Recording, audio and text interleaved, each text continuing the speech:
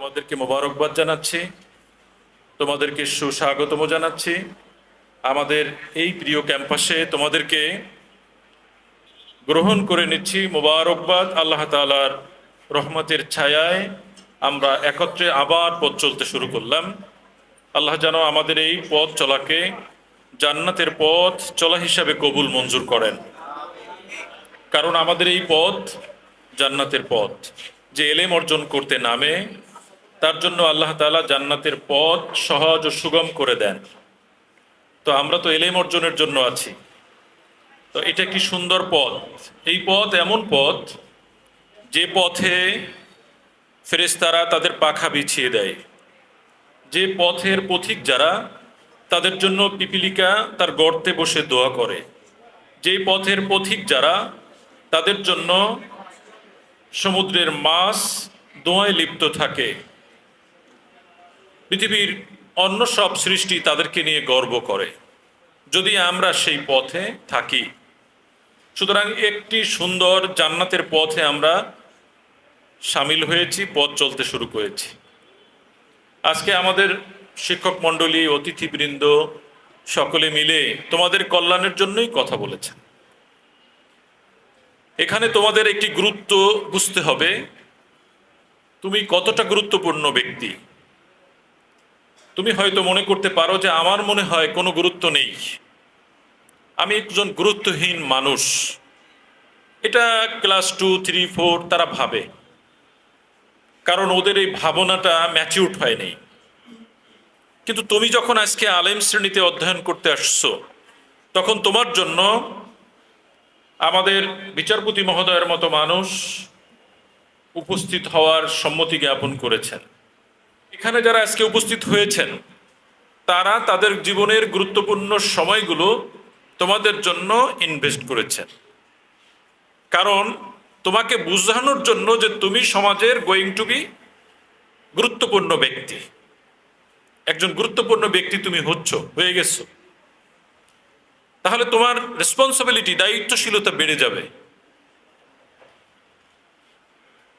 নিশ্চয়ই এতক্ষণ এই চিন্তাটা করো নাই নবীন বরণ সবক এগুলো গতানুগতিক না।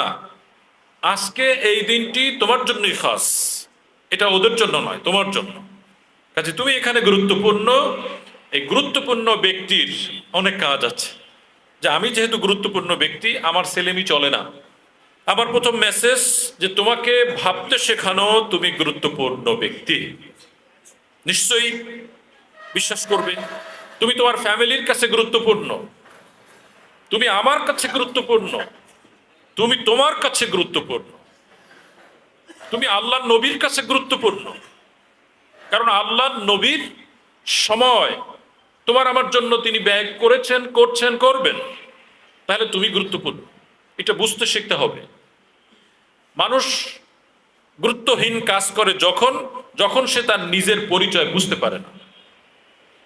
তুমি এখন বুঝতে শেখো, ইউ আর অ্যাডাল্ট এনাফ, যথেষ্ট পরিপক্ক। তুমি 10টি ক্লাসের শিক্ষার্থীদের কাছে মুরব্বী।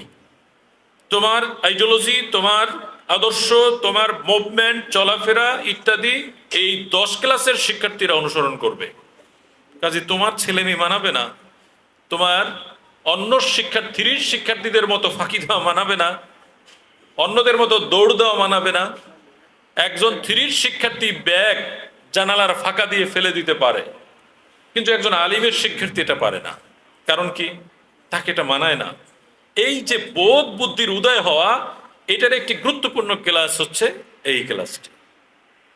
এই বোধ আমাকে দায়িত্বশীল করে তুলবে, এক সাইড। দ্বিতীয় সাইড, দাখিল পর্যন্ত একটি স্তর। আলিম এমন একটি স্তর যে স্তরটি উচ্চশিক্ষা আর নিচের শিক্ষাটা দাখিল পর্যন্ত, এর মাঝখানে জয়েনিং সেন্টার। এই স্তরে যারা ভালো করে তারা সমাজের উঁচুতলায় উঠে যায়, আর এই স্তরে যারা ভালো করে না তারা ছিটকে পড়ে। তোমাদের সাথে যারা দাখিল পরীক্ষা দিয়েছিল অথবা ক্লাস 3, 4, 5-এ ভর্তি হয়েছিল, সবাইকে এই পর্যন্ত আসেনি, ছিটকে পড়েছে। এখন তোমরা যারা ভালো করেছো আর এই ক্লাসে আরো ভালো করবা, তারা ছিটকে পড়া নয়, তারা এক একজন নক্ষত্র হয়ে যেতে পারবে। একজন বরেণ্যে আলেম হতে পারবে, প্রথম টার্গেট, যে দেশ বরেণ্যে আলেম হতে চাই আমি। মানুষ এখন বলতেই চায় না যে আমি আলেম হতে চাই। একটা সময় মানুষ এরকম উদাহরণ দিত যে খালি ইমামতি করার জন্যই কি মাদ্রাসায় পড়ি। এই নাক ছিটকানো কথা বলতে বলতে এখন ইমামতি করার লোক পাওয়া যায় না। সবাই ডাক্তার হয়ে গেছে, কবিরাজ হয়ে গেছে, সবাই ইঞ্জিনিয়ার হয়ে গেছে। সবার টার্গেট ইঞ্জিনিয়ার হওয়া সম্ভব নয়, এটা টার্গেট নেওয়াও সম্ভব নয়, কারণ দুনিয়ায় যত মানুষ তত রকম। আমরা আলিয়া মাদ্রাসা ভালো করে খেয়াল করতে হবে, আমাদের ডেস্টিনেশন টার্গেট আর স্কুলের টার্গেট এক নয়। ভালো মন্দের বিচার তোমরা করতে পারবে। আমাদের টার্গেট, প্রথম টার্গেট আল্লাহকে সন্তুষ্ট করা, এটাই আমাদের মূল টার্গেট। আল্লাহকে সন্তুষ্ট করতে পারলে আমার রাসূলকে আমি পাচ্ছি, আমার জান্নাত লাগুক যা লাগুক তা আমার আল্লাহ ম্যানেজ করবেন। আমার মালিকানা তিনিই দিয়ে দিবেন, আমার সম্মান দরকার তিনি দিবেন, আমার ভালো রিজিক দরকার তিনিই ব্যবস্থা করবেন। এই জন্য আমাদের first and foremost target is আল্লাহ তাআলার সন্তুষ্টি। ক্লিয়ার? এই সন্তুষ্টির জন্য আমরা এখানে ভর্তি হয়েছি, হাঁটতেছি, হাঁটার কথা পশ্চিম দিক, কিন্তু আমরা কাজে কর্মে হাঁটছি পূর্ব দিক। তাহলে আমাদের টার্গেট হচ্ছে আল্লাহর সন্তুষ্টি, কিন্তু আমরা কাজ করি ডাক্তার হওয়া, ইঞ্জিনিয়ার হওয়া, এইসব, এইগুলো বাধা নয়। একজন মুত্তাকি ডাক্তার দরকার, একজন মুত্তাকি ইঞ্জিনিয়ার দরকার, ওকে ঠিক আছে, কিন্তু তার থেকে অনেক বেশি ওই ডাক্তারদের ঠিক করার জন্য দরকার মানুষের ডাক্তার। মানুষ শয়তানের ওয়াসওয়াসাত থেকে কিভাবে বাঁচবে এর প্রেসক্রিপশন করা ডাক্তার দরকার, সেটা একজন আমলি আখলাকওয়ালা আলেমের পক্ষে সম্ভব।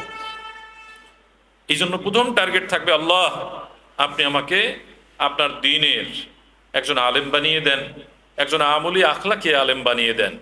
বলতে পারবা হুজুর আপনারা কতটা ভালো চলেন, আপনারা কতটা ভালো চলেন, এই কোশ্চেন এই যুগের ছাত্ররা করে।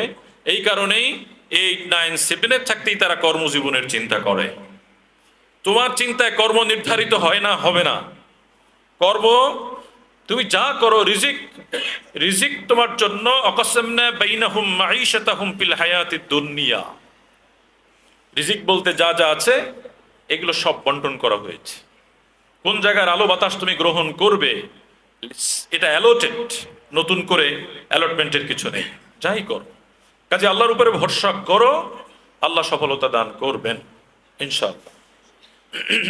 এগুলো ওয়াজ নসিহতের কথা, তোমাদের হয়তো এই মুহূর্তে ভালো নাও লাগতে পারে, কিন্তু আমরা তোমার পিতা হিসাবে তোমাকে আমাকে এটা বলতেই হয়, বলতেই হবে। তোমরা এই মাদ্রাসায় এসেছো, এই মাদ্রাসায় সব সেবা আমরা নিশ্চিত করে দেব এমনটি নয়। তোমার বাবা যেমন পারে না, আমরাও সবটা পারি না, কিন্তু আমরা চেষ্টা করি। তোমার বাবা যেমন চেষ্টা করে তার সন্তান যেন ভালো থাকে, আমরাও চেষ্টা করি যেন আমার শিক্ষার্থীরা ভালো থাকে, তারা যেন ভালো লেখাপড়া করে। আমি তো শিক্ষার্থীদের পার্সোনালি অনেক স্বপ্ন দেখানোর কাজটা করি। ক্লাসে গিয়ে তোমাদের এখন পড়াতে পারি না, এত সুযোগ আমার হয় না, কিন্তু যখনই সুযোগ পাই তখন স্বপ্নের মধ্যে নক করি যেন তোমার ভিতরের স্বপ্নটা জেগে ওঠে, তুমি পারবে। এই আত্মবিশ্বাস জাগানোর জন্য আমি চেষ্টা করি ওভার ডে নাইট। এবং আমি সহ অনুরোধ করবো, আমার আসাতাজা ইকরাম এখানে আছেন, যে আমল এটা একটি আমার ব্যক্তিগত কাজ আমি করি, আমার সকল শিক্ষার্থীদের যারা আগে পড়েছে এখন পড়ে এদের জন্য দোয়া অব্যাহত রাখা। কারণ আমার এই শিক্ষার্থীদের সম্মান, উত্তম রিজিক, হালাল রিজিক, তাদের চলাফেরা নিরাপদ হওয়া ইত্যাদি বিষয়গুলো আমি আল্লাহ তাআলার কাছ থেকে চেয়ে নিতে চাই। এতে পয়সা খরচ হয় না।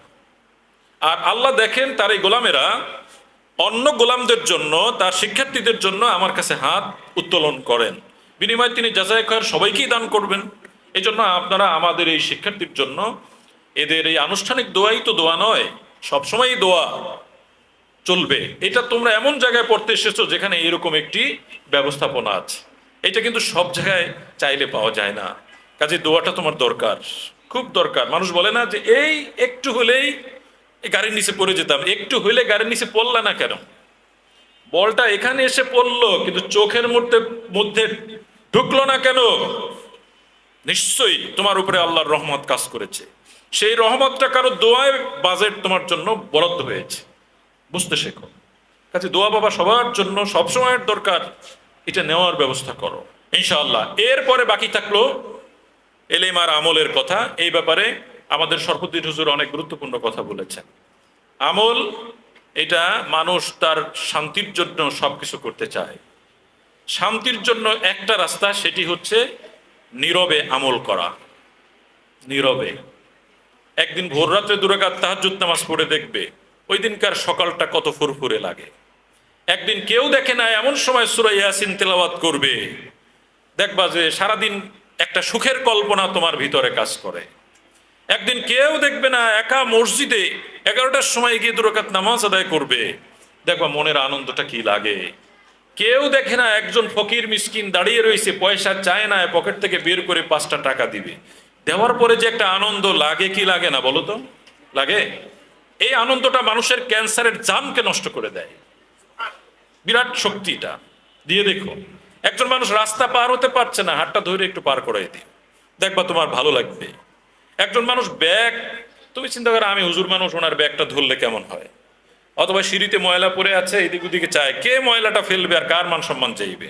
এরকম না, এরকম না। এই নেক আমলগুলো আমাদের খুব জরুরি। এইগুলোই আমাদের কোরআনের মধ্যে মওজুদ, এগুলোই আমাদের মিশকাত শরীফের মধ্যে মওজুদ। যারা এগুলো করে তাদের হয়তো আমাদের দেশের মিডিয়াগুলো, পেপারগুলো ছবি ছাপবে না, কিন্তু দোয়ায় সামিল হয়। এদের জন্য দোয়ার হাত থাকে। এদেশের এমপিদের জন্য কমার্শিয়াল দোয়া হয়, তাই না? কিন্তু আমরা যারা দোয়া করি, এটা কমার্শিয়াল দোয়া নয়। আমরা কবরে অনেক ভালো থাকবো, আমাদের কবরে অনেক চোখের পানি পড়বে। এই জায়গায় যেতে হইলে আমাদের আমলি একটা জিন্দিগি তৈরি করতে হবে। এই আমলি জিন্দিগিতে পয়সাও আসে, পয়সাও আসে। এটা তো বিশ্বাস হয় না? পয়সা আসে কিন্তু ধরতে চায় না। আমলি মানুষ যারা, তারা পয়সা নিয়ে বাড়াবাড়ি করে না, কারণ এই পয়সায় তাকে কিছু দেয় না। যা হোক, আমি আর কথা বাড়াচ্ছি না। এই কথাগুলো যেহেতু নবীনবরণ প্রোগ্রাম বললে তোমাদের অনেক সময় মনে থাকবে, এই জন্যই আমি কথাগুলো বলেছি।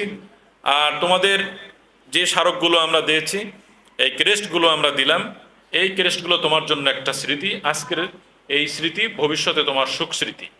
এটা তোমরা লালন করবে, রাখবে, প্রতিষ্ঠানের পরিচয় তোমরা দিবে।